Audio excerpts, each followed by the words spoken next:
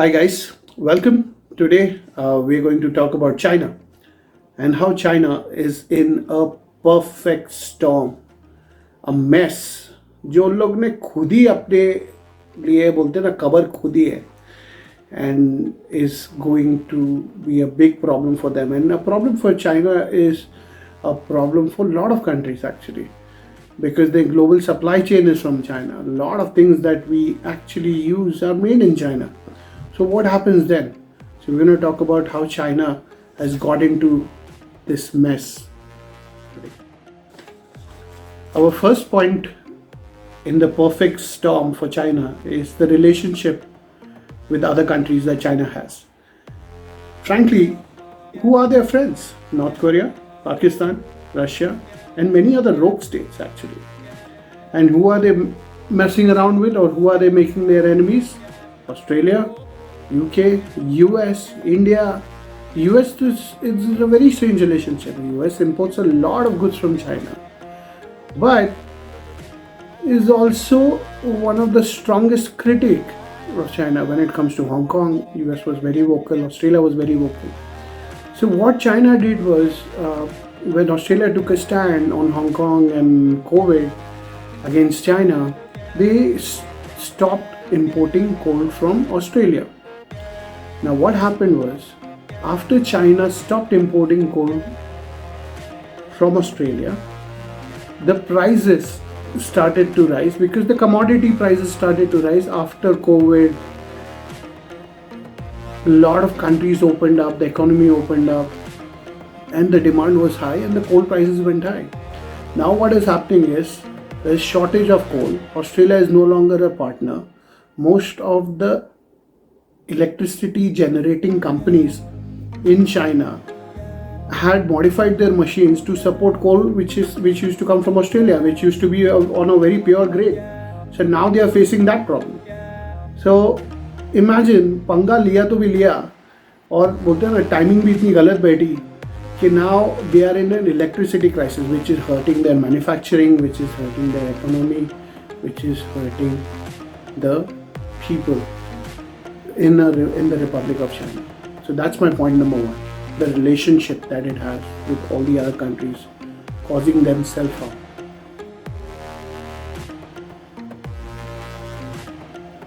Point number two, the growing debt problem in China.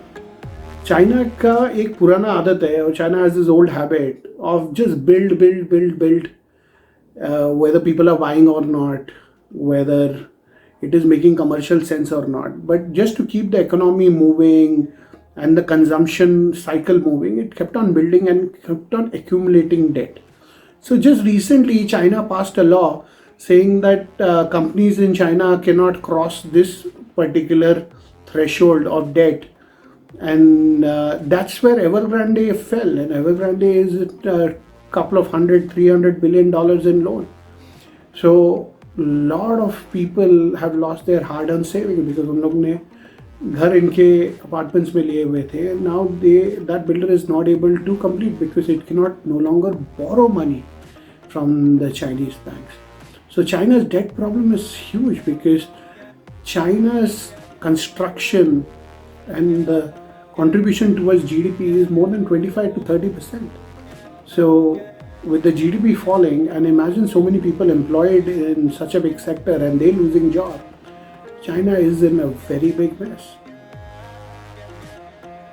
The third point why China is in a perfect storm is because of inflation. Worldwide, commodity prices have increased. Plastic, oil, coal, other heavy metals, they all have become more expensive. That means अब China's factories need more raw materials and they are paying much higher prices. So that inflation is also hitting China factories, where they have now increased their prices. That's the reason, if you notice, even in India, you notice everything is becoming expensive. But India is an open economy. India can still deal with it and can still adjust to it. But China, who's the manufacturer of all major companies, if that gets hit by a price hike, for example in coal, the electricity generating companies are signed in a contract where they can only charge customers between 3.41 to 3.61, and now the production cost is 3.71. So the more electricity they are generating, they are losing more money, and that is the reason there are more power cuts, leading to factory closures on a couple of days, thereby hitting the supply chain, and all that is due to inflation. So this is also a big. The fourth problem for China was actually its advantage, population. There was a time when China's population used to be its biggest advantage because it became the biggest market. Now what has happened is China has an aging population, a population which is aging, but there are far lesser younger people coming into the workforce, coming into the economy, because China had a one-child policy. Now China has switched to a two-child policy, but their population is not increasing to the point where now the people who are getting older in China are far more higher than the ones that are younger and who are going to contribute to the economy in China. So that is a very big problem for China, because China was बोलते ना फल फूल रहा था based on the internal consumption story, but अब वो भी China के खिलाफ हो रही है. So that is a big problem for China. The fifth problem for China is actually a failed semiconductor policy.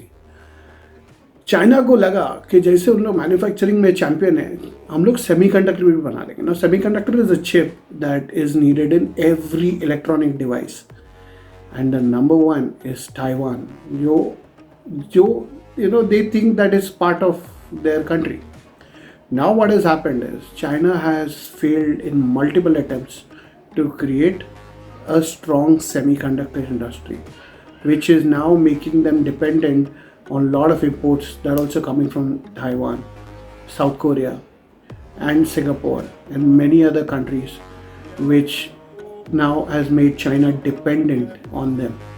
So that, and with that final point, you can understand how China has got itself into a perfect storm, which can ruin it financially, and the future for China is looking very, very difficult unless they make some drastic changes in their foreign policy to begin with.